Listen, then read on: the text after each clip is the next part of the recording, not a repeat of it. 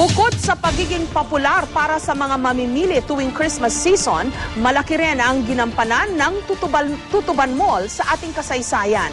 Bago kasi itong naging mall, dati itong train station na nakatulong sa Tutuban para maging sentro ng komersyo. May report si Victoria Tulad.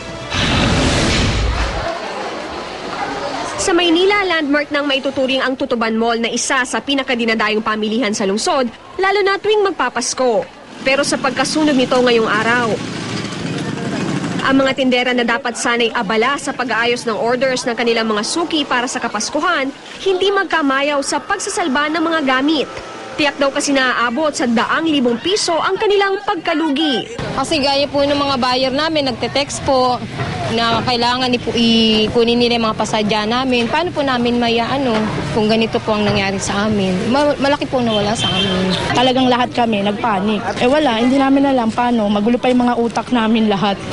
Pati ang mga suking mamimili nang hihinayang din. Ang ilan kasi sa kanila na mag-early Christmas shopping, mapipilitan daw munang bumili sa iba. Siyempre, nalungkot kami kasi magpapasko tapos nagaganyan. Siyempre, maghahanap na lang kami ng ibang pamimilihan. Higit sa pagiging popular na pamilihan, malaki raw ang ginagampanan ng Tutuban Mall sa ating kasaysayan. Kada araw hindi raw bababa sa 30,000 mamimili ang pumupunta dito sa Tutuban Mall dahil sa mga bagsak presyong paninda. Pero bago ito gawing mall noong 1993, ang establishmentong ito, isa rin palang train station.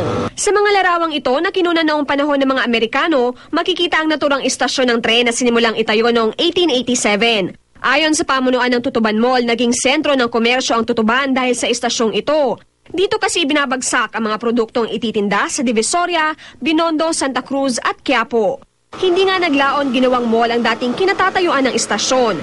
Sa kabila ng pagkasunog, natitiyak ng pamunuan ng Tutuban Mall na muling makakabangon at hindi maglalaho ang pagiging patok nito sa mga Pilipino. Victoria Tulad, GMA News.